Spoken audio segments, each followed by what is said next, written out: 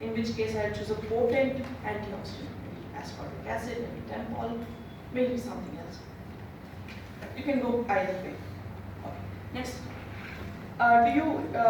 do you intend to test the efficacy of an NC? If yes, what is the rationale to choose this NC? What is the dose and what is the route of administration? So my answer is yes. I want to test the effect of polyphenol. Polyphenol is called resveratrol. I'm sure you all know about it. I'll just take this as an example. So why resveratrol? Because it possesses a very high antioxidant potential. It's used, it's present ubiquitously in grapes and wine and vegetables and a lot of different things. It's anti-inflammatory, which is causes cell death in PD, and it's neuroprotective. So I've ticked all my boxes. And what is the dose I'm going to use? I've decided the dose is going to be 5 mg per kg per day. How did I decide this dose? I went through 20 papers, and this is the most popular dose I've used. What I'm also going to do is have one lower dose at 1 mg per kg per day and one high dose, maybe 10, right? Or a wider dose range if necessary. And do I need to administer this every day? Yes, because I know that the half-life of this compound is not only so much, maybe 6 hours. So it has to be administered every day. So to get to steady-state plasma concentration, it has to be administered every day. Okay, next question. Would the dosing be prophylactic or therapeutic? So this is a loaded question. I would go with prophylactic dosing because I know that based on the mechanism of action of resveratrol, based on how the Ptc Model works, if you don't put a drug in before, after the neurons are damaged, I can't do anything. So I have to use prophylactic dosing. But this raises the point. When you use prophylactic dosing, how is the translatability to a clinical situation? Nobody knows they're going to get PD, right? And 10 years before somebody gets Parkinson's disease, they're not going to tell you, oh yes, I'm going to get Parkinson's, start right now. Nobody's going to be able to do that, right? So that is a loaded question. So what here we are doing is choosing prophylactic dosing based on the mechanism of action of the drug and the inducing agent. It's not a complete match to a human situation, but it's the best we can do. Right? Next, how many animals do I need to do this? Based on available research, based on the power calculations, I know that I need 12 points per group at least, and I need 5 groups. Control, inducing agent, reference compound, doses. What approvals do I need? I need approvals from the Analytics Committee to run the study, from the CPCSCA, because I'm using a toxin, a neurotoxin, I need approval from the Biosafety Committee, and maybe other stakeholders, maybe your institution, your professor, your HOD. It's not worth running a study without the appropriate permissions in place. There are no shortcuts, because if you take shortcuts now, when you publish data, somebody's going to ask you, where are all these regulatory approvals? Have you got it? It's not, when you do things right, otherwise don't do it. Right. Next, I've finished all of the initial part. Now what are my readouts? There are multiple readouts, like I just told you. You can do hundreds of readouts, but pick the ones that you can do easily and give focused information. So I've picked UDEHP test because I already have it in college. Unit screen test, which is easy to make. All I need to do is create a mental screen, put the animal on top of that, different stuff. Easy to fabricate. Grip strength and an open field. Open field also easy to do. Right? So and this gives me complete information about the body.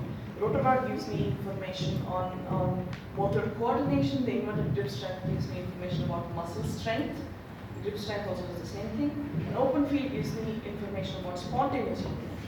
So I have everything, all my bases covered in terms of motor behavior. Next, what else is affected in Parkinson's? Do I have any additional readouts I can do? Yes, I can look at dopamine levels because that is what is affected eventually in Parkinson's. And if my treatment prevents dopaminergic cell loss, I will have more dopamine in my treatment. So that's a valid thing to look at. Can I look at the cells themselves? Yes, by all means. Look at tryptophan tyrosine hydroxylase IHC. Immunohistochemistry, look at the substantia nigra, the cells are igniting. Because I'm using an antioxidant, I look at TSH, MTA, T-bars. Take a pick of those. Right, so this is my hypothesis.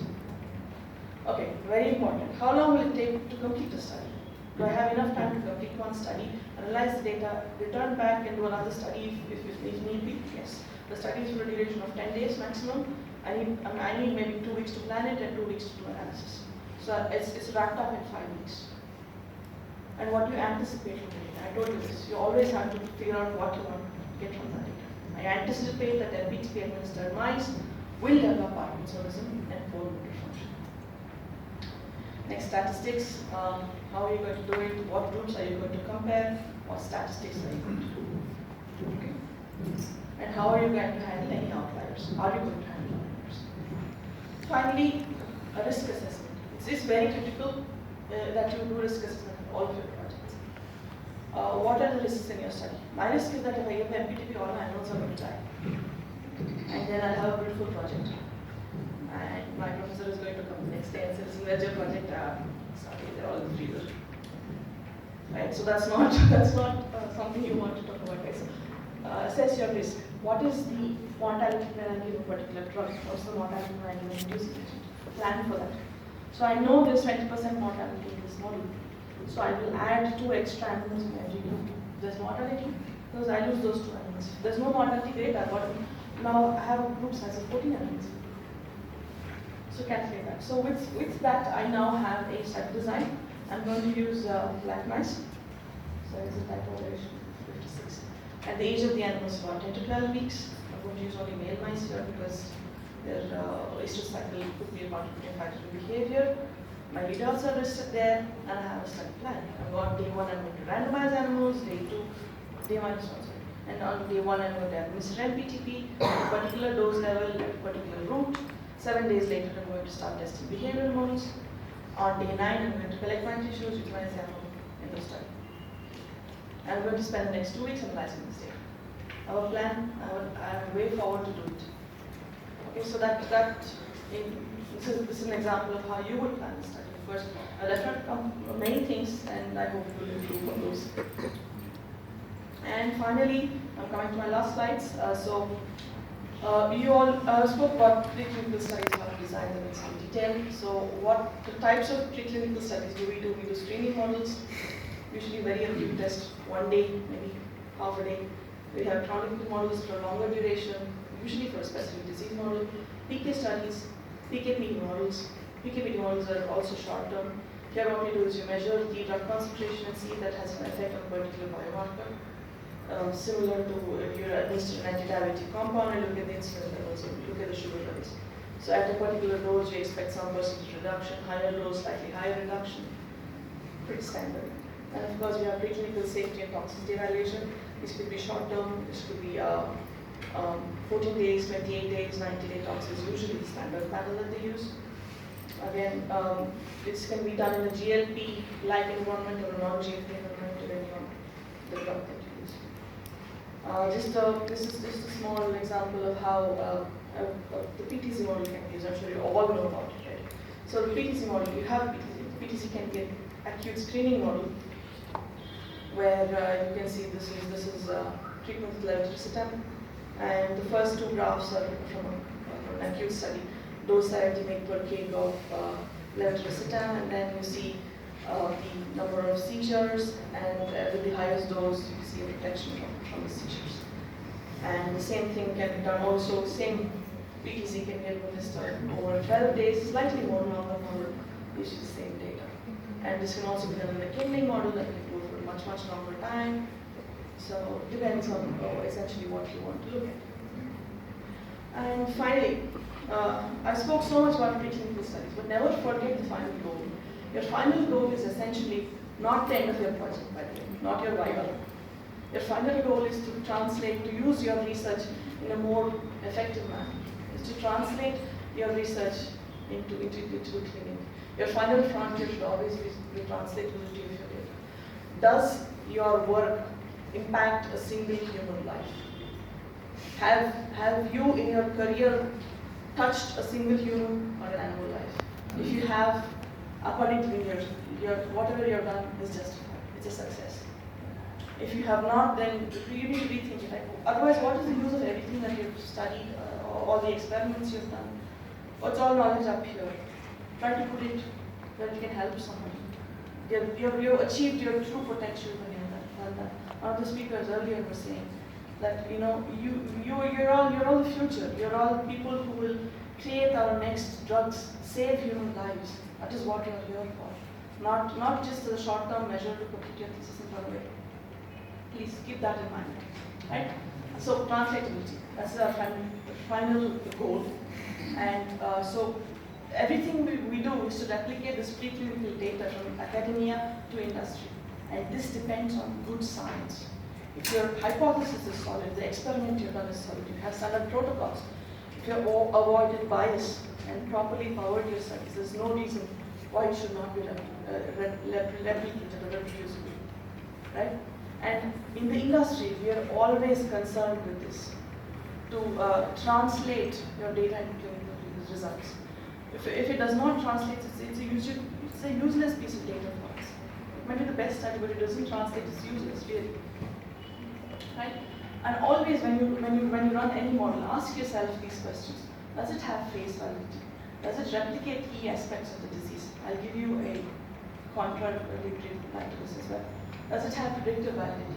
In the sense, does your data in a preclinical model, can it tell you how to take it to the clinic?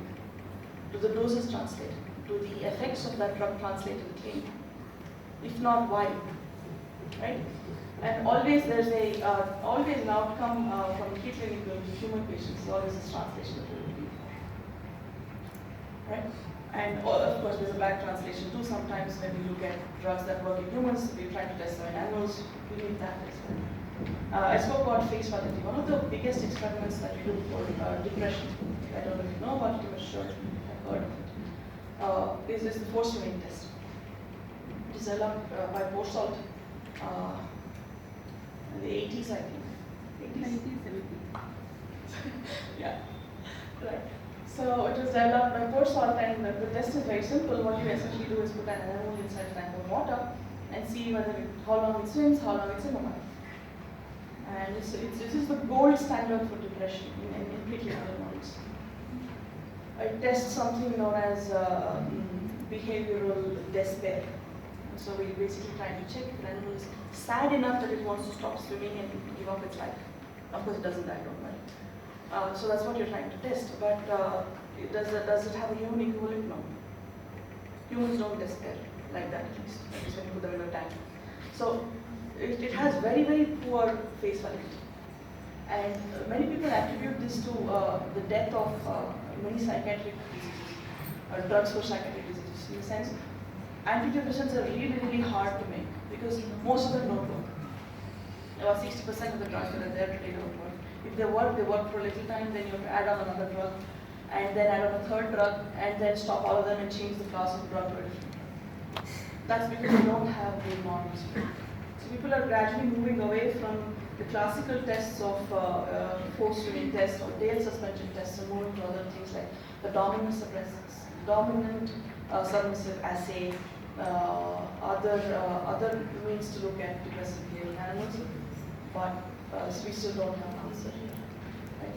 So this is one reason why we need to develop better, more translatable animal assays. With that, I'm going to end. Any questions?